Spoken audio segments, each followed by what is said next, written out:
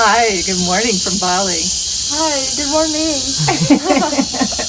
This is Mary, and maybe some of you have met Mary in the batik classes that Threads of Life offers. Yeah.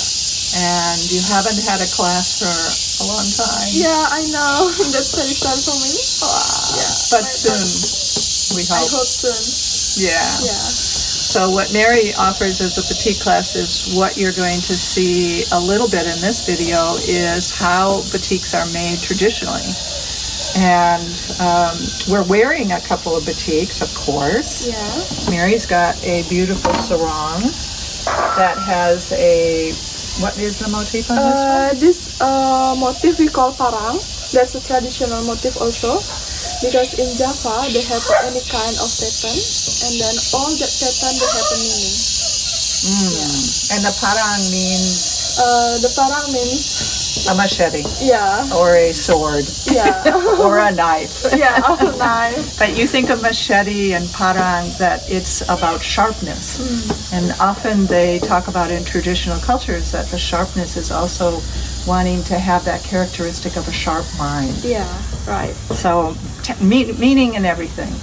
And I'm wearing also a beautiful batik, which I hope we can get online from Nianis Moyo in Java, where they combine here also the parang motif here, but they combine it with many other patterns, and they do just glorious, glorious work in a combining motifs with a modern interpretation, but keeping the esoteric meaning in the motifs. So if we start from the beginning, when you're making the sarong, you would, in Java, they still are using this cotton that's grown in their kabuns, in their gardens. And so many people here probably haven't seen cotton growing. This cotton balls are plucked, and when you open the cotton, you can see that there is a seed inside. And so all these seeds have to be taken out. Once the seeds are out, then these fibers can be spun into thread. And the hand-spun cotton, you can see, is this beautiful kind of curly, coarse material compared to commercial thread, which is done in a factory and is much more, it has the continuity, no unevenness as compared to the hand-spun thread. But once the hand-spun thread is spun into material, look at this incredible texture you get. So here is a traditional length of material, and this is what we use for dyeing. I don't want to change the traditional lengths because they still have use for them in their communities.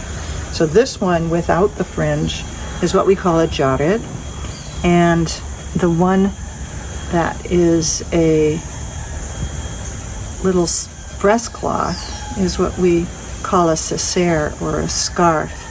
This beautiful gossamer look, which is similar of all kinds of breast cloths where they're gossamer, so that ability to shift between worlds. So once this cloth has been spun and woven on a backstrap loom, it goes to this process, which Mary can sort of show you. Yeah. Is the applying all the wax. Yeah, this Sayu textile that's come from Java. Our cooperative in Java, before they must be weaving the textile, the cotton become like that, the plain color, and then they try to make batik on that textile. They must be have this material like a wax. This wax that come from beeswax and then sap of the tree. They make sure the wax that's already liquid, and then after that they collect the wax with this tool. This is a traditional tools we call chanting. And then how they do it? They just do like a drawing. They just make the pattern what they want. They just make like this. Wherever they put wax, that means they will be resist the color. So they will be keep this color still white. Yeah, and then after that we coloring in here, sure with the natural dye with the indigo color, become like this. Voila! Instant indigo. Waxing and drying this design can take a good couple of weeks because there's no pre-drawing. They're doing it all from memory and as they go. And so what we're working with the community is they've had difficulties with their indigo process. So before the pandemic, they were coming here and we were getting the indigo recipe back to where they could continue to do the dyeing. But at this point, we're doing the indigo dyeing. And you can see, like Mary said, wherever the wax was, it's the white area that has resisted the color. And then what has been opened in here, this white area, is what takes the blue. And as she mentioned, this is a little different. This is with the fringing, so it has this wonderful macrame fringing. And this cloth would be used as a shoulder sling. So you can wrap it on the body in a way to be able to carry a basket or to carry a child. And the macrame is done before they actually begin to do the batik. And when they do the macrame work and then the batik, these actually are said to be little offerings that are made to the entity in the cloth, the energy in the cloth. And so it's not without meaning. Everything that is done traditionally is not random, but in fact very, very rich and full of beautiful, beautiful meaning.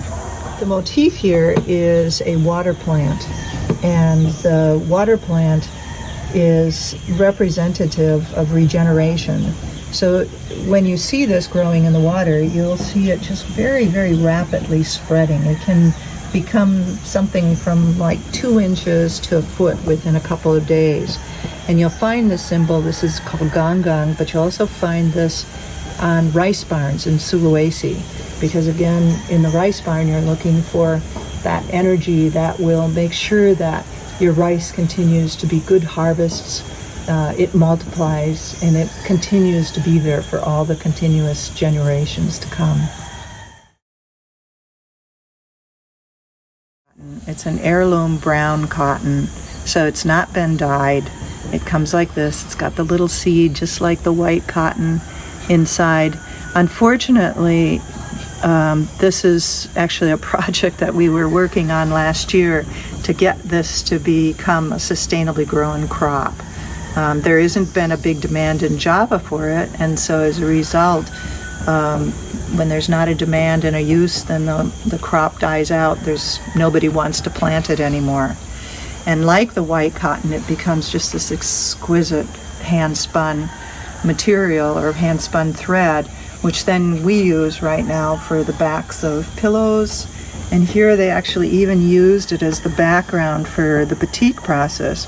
So what Mary showed you earlier, you have instead of a white background, you have this heirloom beautiful brown background. And even in this beautiful material, you see a combination of the brown heirloom and indigo striping. And all of these materials had traditional purpose. These are old traditional designs. They refer to this as lurik or striping.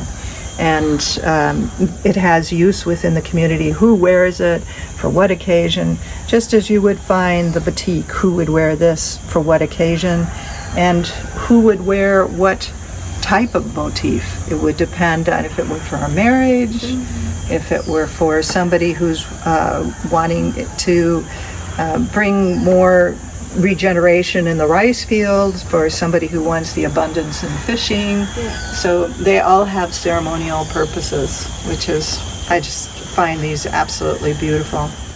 In order to get this brown and to keep it brown, traditional farmers, traditionally, they knew that these cross-fertilize. The problem the farmers of this cotton are currently having in Java is that they don't want to grow this, because when they grow it, you get flecks of brown in your white cotton, or vice versa, you get flecks of white in your brown cotton, because cotton cross-fertilizes very easily. So they're saying, oh, we don't want to grow it. And I say, but your ancestors managed to grow both of these, and the only way they would have done that is to grow them very far apart. When you ask that, they go, oh yeah. Yeah, they used to grow them a long way apart, like in different villages. It's like, okay, so now let's go back and ask farmers in one village to grow brown and one village to grow white. Let's take that traditional wisdom and reapply it, because it used to work, it'll work again. Yeah. So this is exactly what William was talking about, where you get the bit of the white cotton cross-fertilizing with this brown heirloom cotton. For me, and selling these products, I find this actually really beautiful, so I'm not bothered by where the white shows up. But if you were to have this, it gets more so. I think it's actually a little more problematic in the white if you get a lot of brown, which is why it's good to keep these two types of cottons far away. But what you can see and what William's been talking about is how this whole new line has come about that we call Farmer to Fabric, is wanting to be working with the farmers now, where we've worked for so long with the weavers in communities. What we found were so many of the men had immigrated or migrated to work on oil plantations or to go overseas because they didn't have any income. So William's work and the work of the foundation, YPBB, has been primarily working well with farmers and dye crops to make that a stronger part of what we're doing. So when you're on the online virtual gallery, take a look at our Farmer to Fabric and you'll see you won't see this yet, the beautiful heirloom cotton, because we've got to get back out there and get that working with the farmers and creating right now the farmers, there's not incentive to keep doing this because nobody can buy any of these products. So we're hoping to get this all going with the work of the dye team and the online, and get the farmers producing in Java and continuing to weave. Yeah, thanks.